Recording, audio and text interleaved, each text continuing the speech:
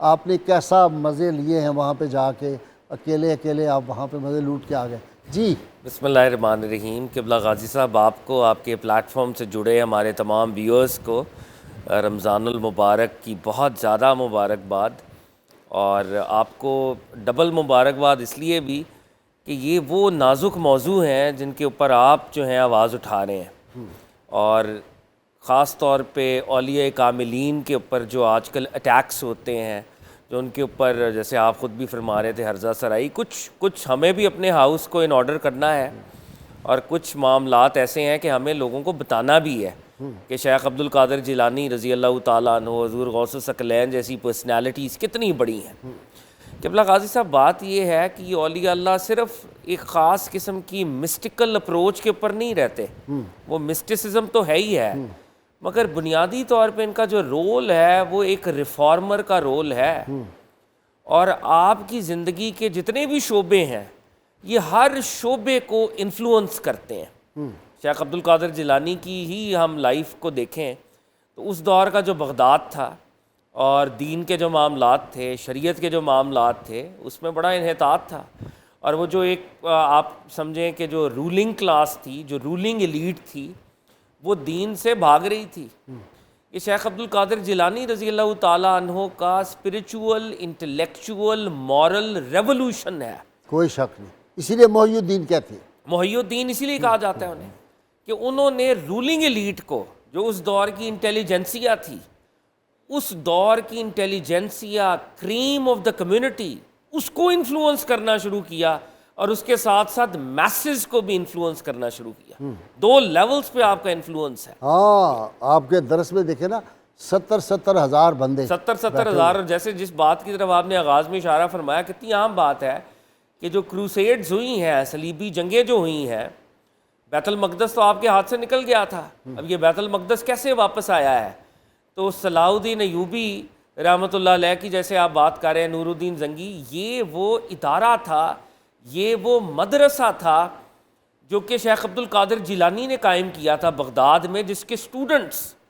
اس دور کے سائنٹسٹ بھی تھے، اسٹوڈنٹس اس دور کے تھیولوجنز بھی تھے، متکلمین بھی تھے، اور اس دور کے مجاہدین بھی تھے۔ یہ جو کروسیڈز کی جیسے آپ نے مثال دی، تو یہ ادارہ جناب شیخ عبد القادر جیلانی کا قائم شدہ تھا، جس سے مجاہدین نکلے ہیں، اور انہوں نے بیت المقدس کو واپس جو ہے واگزار کرایا، اور یہ بہت بڑی کنٹریبیوشن۔ اکثر لوگ یہ سمجھتے ہیں کہ تصوف کے لوگ خانقاہوں سے باہر نہیں نکلے، یہ بڑی خلاف واقعہ بات ہے۔ صوفی ہوتا ہی وہ ہے جو کمیونٹی کے اندر ہوتا ہے۔ شیخ عبد القادر جیلانی رضی اللہ تعالیٰ عنہ کی دو ڈائمینشنز جو کوئکلی میں آپ کے سامنے شیئر کروں گا، کہ آپ اپنے دور میں رزق حلال کے لیے بہت بڑا آپ کا اکنامک نیٹ ورک بھی تھا، آپ کے شپس بھی جایا کرتے تھے، کوئی شک نہیں، اور آپ دنیاوی طور کے اوپر بھی وہ اپنا وہ جو کاروبار اتنا بڑا تھا آپ کا، اپنا کاروبار، اسی طرف میں آ رہا ہوں کہ ان کا کاروبار اتنا بڑا تھا کہ نہیں تو ان کو سمجھ نہیں آئی، وہ ہر چوک چوراہے پہ زکوٰۃ والے ڈبے استغفر اللہ، میں وہی عرض کر رہا ہوں نا، کسب حلال،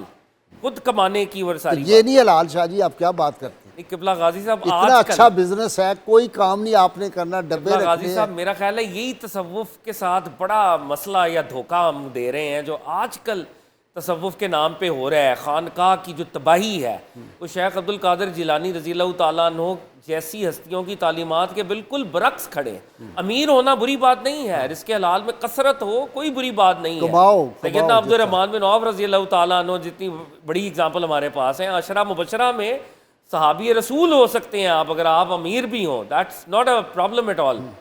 پرابلم یہ ہے کہ وہ جو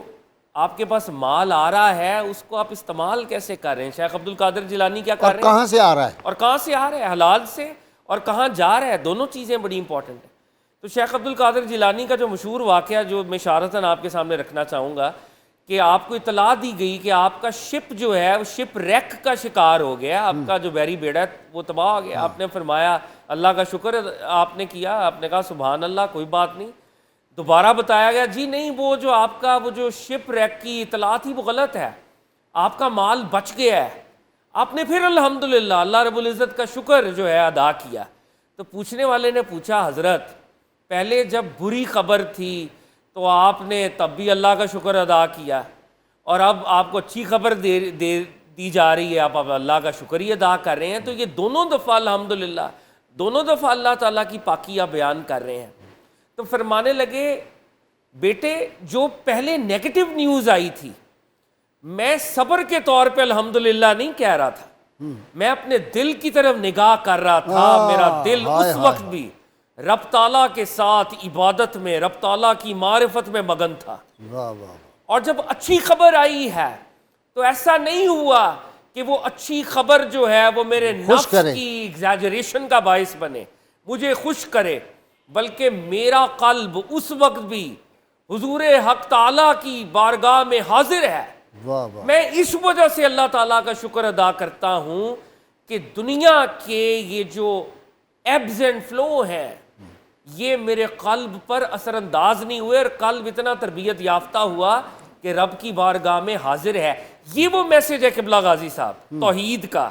جو ہم نے دینا ہے۔ یہ اولیاء اللہ تو ہر وقت توحید رب تعالیٰ کی بات کر رہے ہیں۔ دا گریٹسٹ ڈس سروس جو ہم کر سکتے ہیں وہ یہ ہے کہ ان اولیاء اللہ کے نام کو اپنی ذات کے لیے استعمال کریں، جو ان کا میسیج ہی نہیں ہے۔ ان کا میسیج توحید باری تعالیٰ اور ختم نبوت ہے۔ اور اشارتاً یہ بات بھی یہاں پہ کر دی جائے، کیونکہ آپ اہل بیت کا علم اٹھائے ہوئے ہیں، اہل بیت کی آپ بات کرتے ہیں، تو اگر آج کوئی قادری ہو اور اہل بیت کا اس کو علم نہ ہو، شیخ عبد القادر جیلانی کا سٹارٹنگ پوائنٹ کیا ہے؟ جب فرمایا گیا قادری ہو سکتا ہے جو اہل بیت سے بغض رکھتا ہو، نہیں ہو سکتا، جو سیدنا علی کی شان کم کر رہا ہو، سیدہ فاطمہ سلام اللہ علیہ کو خطا وہ کار ہی نہیں سمجھتا ہو۔ سکتا قبلہ غازی صاحب۔ اور میں وہ عرض کر رہا ہوں اشارتاً، سب کو یہ واقعات سب کے علم میں ہے، لیکن اس کو ایک ریمائنڈر کے طور پہ کہ جب یہ فرمایا گیا کہ آپ واز کریں، سرکار دو عالم صلی اللہ علیہ وآلہ وسلم کی طرف سے حکم ہو رہا ہے، اور وہ حالت مشاہدہ، وہ خواب کا وہ جو معاملہ ہے، اور آپ فرما رہے ہیں کہ یا رسول اللہ صلی اللہ علیہ وآلہ وسلم آئی ایم نان عرب، یہ جو عربی کی اجمی ہوں، میں اجمی ہوں، عربوں کے سامنے کیسے عربوں کے سامنے۔ اور بغداد اس دور کا آپ سمجھے کہ یونیورسٹی ٹاؤن ہے، اس دور کا ہارورڈ ہے، وہ اس دور کی آکسفورڈ کیمبرج ہے، بغداد کی جو سٹی ہے، دنیا کی کریم وہاں پر موجود ہے، ساری دنیا کے لوگ علوم حاصل کرنے وہاں پہ لوگ آتے ہیں۔ تو فرمایا کہ میں تو اجمی ہوں، تو فرمایا گیا کہ نہیں آواز کریں، اور برکت عنایت ہوئی۔ سرکار دو عالم صلی اللہ علیہ وآلہ وسلم نے 7 دفعہ برکت عنایت کی، اور 7 کون ہیں؟ شیخ عبد القادر جیلانی کے جد حضرت علی المرتضیٰ شیر خدا ہیں کرم اللہ وجہہ، سبحان اللہ، اور سبحان آپ نے 6 دفعہ برکت عنایت کی۔ اور یہ ادب رسالت مآب ہے صلی اللہ علیہ وآلہ وسلم۔ مولا علی جس کے پر عمل درآمد فرما رہے ہیں کہ آقا نے 7 دفعہ، تو ایک ادب کے درجے پر ایک درجہ کم۔ اب وہ جب برکتیں ملی ہیں، وہ جو فیوز مصطفیٰ اور فیوز مرتضیٰ کا ظہور ہوا ہے، جب شیخ عبد القادر جیلانی حضور غوث الثقلین بغداد میں اس مسند ارشاد پر متمکن ہوئے،